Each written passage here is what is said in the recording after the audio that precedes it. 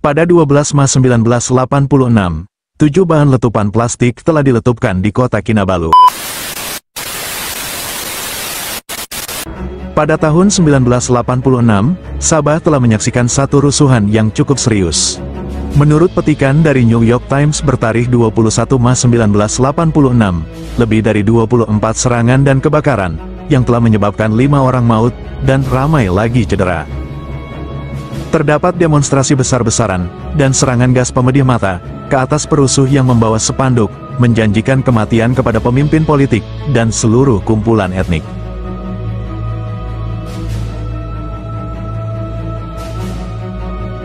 Sebelum pembentukan Malaysia pada 16 September 1963, Parti USNO ataupun United Sabah National Organization, yang telah diasaskan oleh Tun Dato Mustafa Dato Harun, memainkan peranan penting dalam kerjasama dengan UPKO, yaitu United Pasok Momogun Kadasan Dusun Organization, yang dipimpin oleh Tun Fuad Stephens, bersama Persekutuan Tanah Melayu, untuk mendapat kemerdekaan daripada pihak British.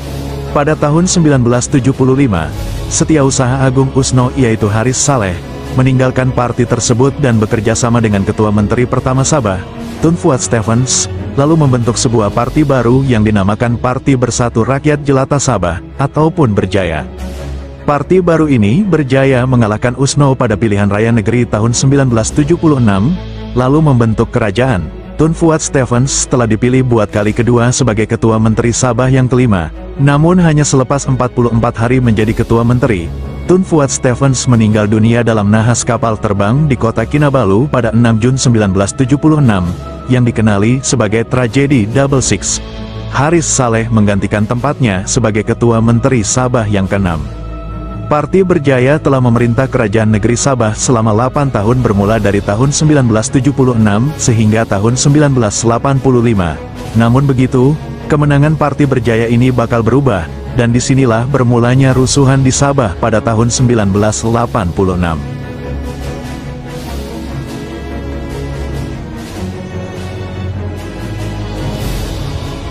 Pada tahun 1984, seorang pemimpin Kadasan Dusun dalam kerajaan Parti Berjaya, yaitu Tan Sri Joseph Pairin Kitingan, telah dipaksa untuk meninggalkan parti tersebut, apabila beliau lantang menentang dasar-dasar kerajaan yang dikatakannya telah menyimpang dari perjuangan asal.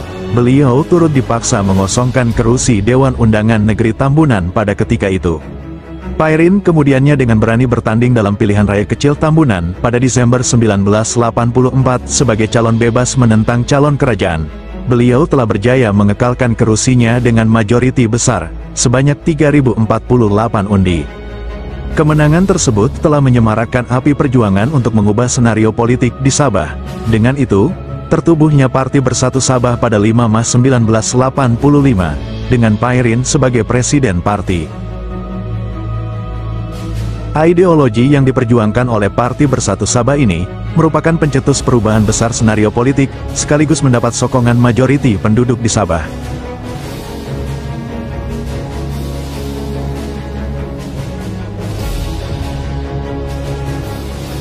Pilihan Raya Negeri Sabah 1985, berlangsung antara 20 hari bulan dan 21 hari bulan April.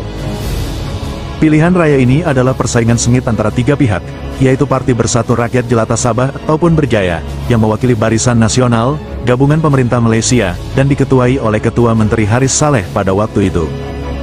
Berjaya ditentang oleh Parti Bersatu Sabah, PBS, diketuai oleh Pairin Kitingan, dan juga Parti Pertubuhan Kebangsaan Bersatu Sabah, USNO, yang diketuai oleh bekas Ketua Menteri Mustafa Harun. Dalam misi menjatuhkan Parti Kerajaan Berjaya, Parti PBS dan USNO telah membentuk satu pakatan sulit. Gabungan tersebut telah mengalahkan Parti Berjaya dan Barisan Nasional. Walau bagaimanapun, pakatan PBS dan USNO ini runtuh pada malam keputusan pilihan raya diumumkan. Who expected Berjaya to lose the election in 1985? Nobody, not even PBS. But because the sentiment was very strong, that it was Mahathir who said in a rally, big rally in Tahun Padang in Kota Kinabalu, to the effect that we will sing and swim with Berjaya. Now, if you are a Berjaya member, then how would you interpret the thing? Will you not be happy? Of course. Sometimes it is not easy to accept the result of the election when you have been doing so good. But there were some mistake we made during that, even though how good you are, sometimes, that's why I said, main proposals go this process. The coalition between USNO and PBS is a form of understanding. It's a form of understanding because we know very well none of us, not PBS or USNO, can win a single party government. So therefore, in order to topple Berjaya, we have to cooperate. But despite the fact that we have not got a proper agreement, just an understanding agreement between PBS and USNO, Tun Mustafa also went all out to campaign for both PBS and USNO. And that is why a lot of the Muslim also in marginal seats who voted for PBS. That is how we won, through the help of USNO, through Tun Mustafa. Datuk Karim Ghani is the confidant of Tun Mustafa. When Karim wanted to get in touch with me by 10 o'clock or 10:30, he can no longer get me. He only managed to speak to me twice before that. He said, "Hey, Datuk," he said, "the scenario is getting brighter and brighter because we can tell from the TV, kan? The USNO menang sini, PBS menang sana." Oh, I said, "You get in touch again, don't worry," I said. And then he got in touch at 10:30 and he could not get. He keep on trying, he could not get because our candidates from various parts of Sabah were telephoning Pyren, and there's only one telephone, alright? And I'm the one who's holding. And by then 1 o'clock, Karim has already panicked when he cannot get me. So he told Tun, I think they're reneging, reneging from the coalition. If you're really sincere, okay, later on, call us. Let's form the government. And forget about Tun Mustafa being appointed. We would have said yes, right? But there was no such thing. All I can say is, we did make the call. Yusuf Paring said half an hour later, and there was no call, and the phone dropped dead. All of a sudden, God just closed the line, not Homo Living, not Joseph Paring. So we want to hit back. The only weapon we have got is the 6th nominated member. There is a clause. You see, in the state constitution that we have got 6 nominated member. So if we invoke this 6th nominated member, we will have 28. He will have 26. That's why we dare to go to the istana. And the governor then, the Tiwati, agreed. About 3 o'clock in the morning, I said to Pyren, I think we better telephone the head of state. He said, wait, where is your manners? He said, how can you telephone the head of state at 3 o'clock in the morning? He's sleeping. I said, you got to check for tomorrow for your swearing in. So he said, you telephone the secretary to the head of state. I managed to speak to him. And he said, he's still awake. There's a lot of people here, he said. You cannot speak to him. So we went over to the atas, but we cannot go in because the gate was blocked, okay? And then there's a lot of USNO boys also around the gate. And we have been warned by a policeman there that any PBS people coming in might get beaten up. Majid, Yalampong, Karim Ghani, semua dirang di sana advise Tun Mustafa to go to the istana and storm the istana and get the head of state to swear him. The atmosphere was not very good. According to him, there was even a threat by some of the boys who went over to his place, and some of them are holding pistols and knives, So he said he also got his own crèche. Dia bilang dia taruh juga di sana just in case, Pak. Dia bilang. I know human being is such not easy for anybody to accept defeat. Especially for the tourists, I think. And when that time comes, Berjaya got only 6 seats and USNO got 16. Total is 22. Still you cannot form the government. So they thought that they can use the 6. Meaning to say, whoever is sworn in first as Chief Minister, he has the right to appoint the 6. So that's why Tun Mustafa was straight away sworn in as the Chief Minister that night itself. But legally it is wrong, because you don't have the majority. Pada jam 4.30 pagi, Tun Mustafa dari Parti USNO mengangkat Sumpah sebagai Ketua Menteri buat kali kedua. Adnan Robert, a well-educated person, he knows his constitution. Insofar as Tun Adnan was concerned later on, he was looking strictly at it from the point of view of the constitutional requirement. So he was right there. He did say in court that he has made a mistake. That is why he said he rectified the appointment of Datuk Pairin. Dengan sokongan pemangku Perdana Menteri, Datuk Joseph Pairin Kitingan mengangkat Sumpah sebagai Ketua Menteri Sabah yang sah pada jam 8 malam itu.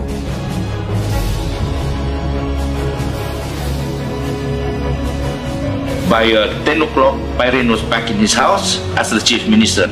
So I said to him, we are going home. They have been working the whole day, the whole morning, the whole night. So I said it is about time for us to go and have our shower. We'll be back, but when you select your ministers, can you wait for some ministers from the USNO side? And he said yes. When I come back, all the names are already there. Sambilang semua. So saya bilang, kenapa ini? We have got an obligation to the other party. Now I said tomorrow there will be a demonstration. Sure enough, kan? Tun Mustapa memfailkan injunksi terhadap TYT Adnan Robert. Seperti yang diketahui oleh USNO, Tun Mustapa masih memegang jawatan Ketua Menteri Sabah.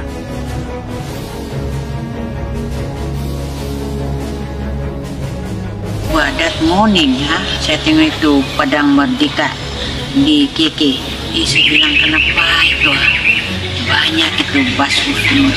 Saya bilang, bos, kenapa itu Padang penuh itu bas? Saya bilang, kau tahu itu Sakaran dan Dai punya orang.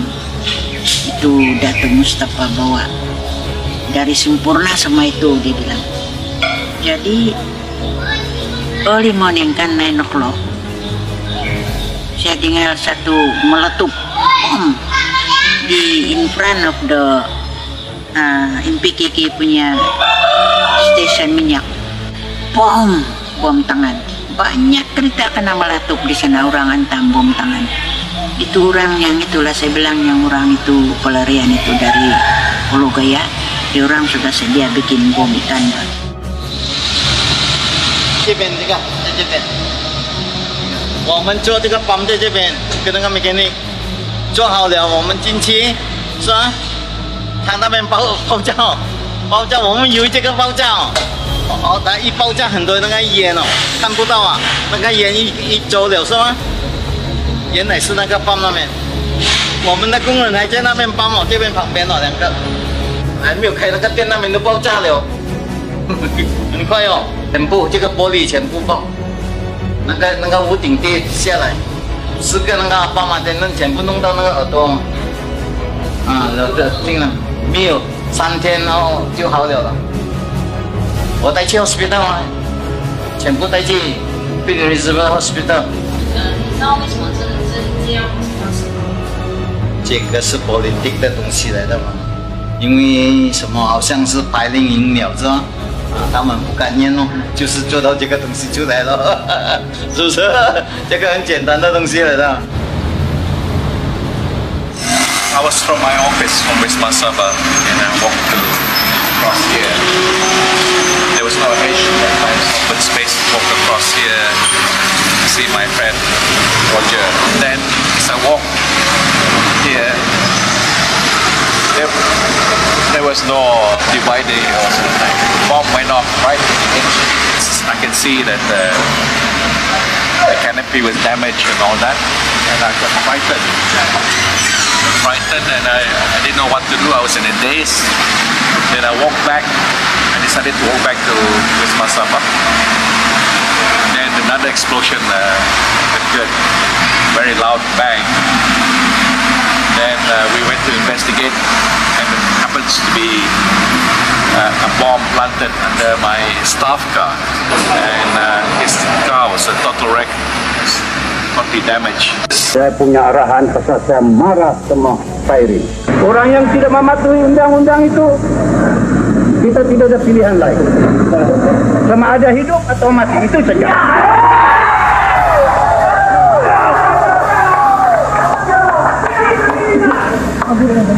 Semua pergi ke masjid. Ya, orang-orang. I think Tun Mustafa himself was taken aback.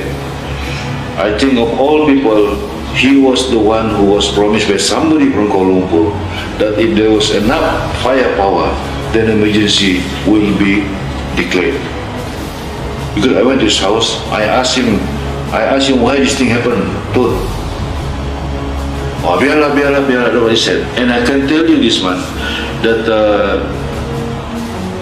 if we didn't approve of the whole thing, I don't think those people would have come. Pelarian-pelarian itu tinggal bersama-sama istri dan anak-anak mereka di Masjid Negeri. Pada malam yang sama, 2 tanda salib dilukis di dinding Masjid Negeri dengan menggunakan cat merah. Kedua-dua parti Berjaya dan Parti USNO menuduh parti pelbagai kaum yaitu Parti Bersatu Sabah sebagai parti anti-Islam. Mereka percaya Sabah sedang mengalami pergolakan agama berbanding krisis politik. Honest opinion, yeah? It was done by the Muslim. Some mosques open. Mosque one in Kota Blut, my own kampung. I know who did it. Not done by the Christians. Just to incite that feeling. As I said, from political problem, they want to equate it to religious program antara Muslim dan Muslim. I did not see, but I think, you know, there was some smaller demonstrations in Selakan and Tawau as well. If you remember, people like Gabor Sali was involved in Tawau. Asna Ibrahim was very much involved in Selakan. There was some burning of building there, I said, but smaller than the one in Kota Kinabalu. They stir the foreigner to fight against the local citizen demonstration, which is very, very wrong. Because any government, either the opposition or the PM government, the first priority is to protect your own children, your citizens. Okay? So those days, when they stir about this riot and all these things, most of the people was very, very upset. But they feel quite sad. They also lost confidence. You see, it was very peaceful. In fact, when we passed the mosque, some people are throwing stone. So we jumped. You know, especially I could still remember Dato' Rally Jeffrey. I said, Rally, jump to the before the church, so that they will stone you, so they can stone the church. This is Rally Jeffrey. You know, Rally Jeffrey is the Deputy Minister of Works before in the federal government.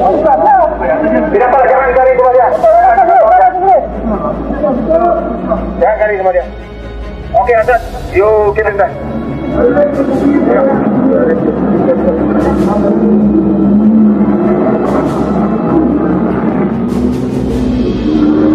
Okay, where's the Black Maria? Put it inside. All these things happening. I am the leader of the demonstration. I'm not even leader. In fact, Tun Sakaran is the leader of the demonstration. All this, we got a shock because this is not normal in our life. You know? Kalau pergi lawan, memang Pak Erin tahu itu batal itu parti, jangan election. Sudah. Nah, itu dia tidak pergi lawan, jangan kamu lawan, diam-diam. Ikut saja mau election balik. Betul, karena itu budak-budak yang hati itu masih muda, dia orang mau lawan tapi jangan. Lalu satu kali kamu lawan, military order, martial law. Nah, siapa buka mulut jail, masuk jail. Semua kena tangkap. Nah, apalagi jadi kita punya parti itu PBS parti pun kena batal. I don't consider that a riot because it is not against the authorities. Even the police were escorting this group, you know, from the mosque up to the secretariat building. How can you say it's a riot? How can you allow them to march tomorrow morning and then you disperse, tear gas, march, disperse? What are you trying to do? I'm not accusing the federal government. No, but police should not allow the sort of thing to happen. So there may be some truth, and at least one person was convinced, and that is the late Tun Mustafa, that there was backing about this demonstration from the federal government. So there was some truth that some people in KL wanted the thing to happen. They just could not accept that PBS become the government. After 2 or 3 days, I was told by the late Abdul Malik Chua that I should go because there are some of our people were getting out of control. When I went to the mosque, my goodness, it was not fit to be a mosque anymore. Dirty here everywhere. You know this what they call this tapau food. You know, bersipah-sipah. How can you allow such thing in the mosque, state mosque? Even now you can easily recognize who are local, who are foreigners. Very simple. So I can tell you now, out of 10 people there at the mosque that I saw, 6 or 7 are not local. Filipinos, I think the supporters of Tun Mustafa, they want to fighting me against Joseph Paring. They are supporters of the Muslim, that's all. You can call it fighting against, but they are not. Actually, they are not. They are just supporters. And sometimes, they have also been used by maybe by Muslim leaders, to commit maybe something which is not right. Yeah. But you see, the Muslim, the Filipinos come here, is not to fight anybody. They just want to survive. And unfortunately, maybe they have been used. I overheard that there was talk about declarations of emergency, but we need more firepower. It come out from some people's mouths, during when I was in the mosque. What does it mean? It means more building must be burned. Some people got to be killed. Then there will be enough firepower to declare emergency. Because when you declare emergency, no government. I think the majority of those people who participated did not know what is going on, except for the slogan Allahu Akbar, Allahu Akbar. When the time comes for makan, they makan. They all run towards the mosque. They did not know why they should be there. How did they come here? They were here. It has to be through the back door. Who opened the door? Originally, it was Tun Mustafa who opened the back door for them to come. Right?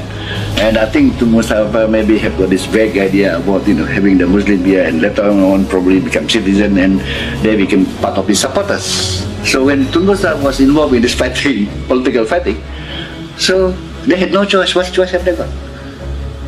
They just have to support Tun Mustafa, because it was Tun Mustafa who opened the door. Plus, of course, this door cannot be opened without the help of the federal government. When they first arrived, that was during our government, Tun Mustafa called all of us, the leaders of in USNO government, and said that he has already got the approval from Kuala Lumpur to accept these people, he said, and to give them the appropriate papers.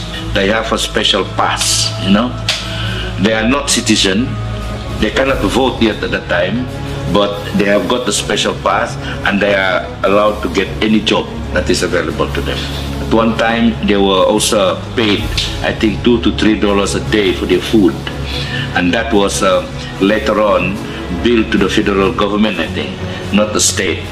By 1981, I think there was a large influx of people already, and I think if I read the newspaper correctly, they were welcomed with open arms by the authorities, When you sleep in the pulau, compared to you sleep in the mosque, more comfortable in the mosque, At least you have the carpet, the time no aircon.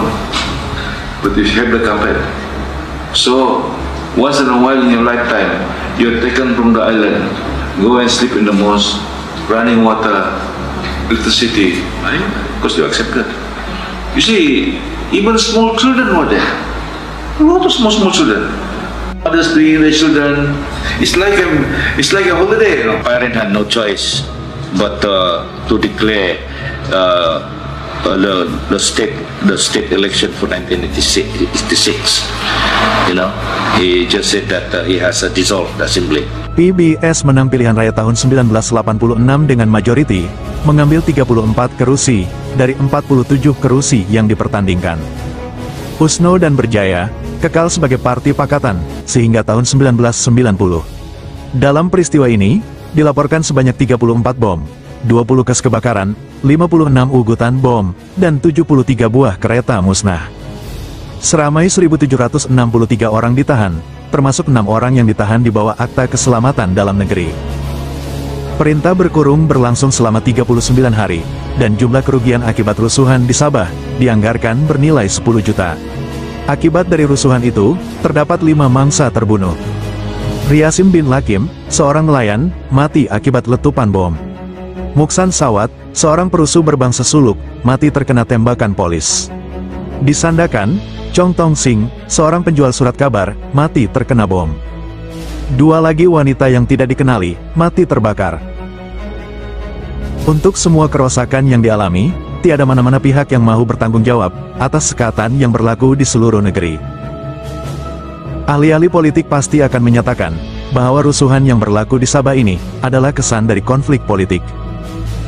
Pada hakikatnya, mereka telah membalas dendam kepada rakyat karena rakyat tidak mengundi mereka. Semua parti politik hendaklah diingatkan bahwa apa juga kaum, agama, atau aliran politik mereka adalah menjadi tanggung jawab semua ahli politik untuk melindungi rakyat di bawah jagaan mereka.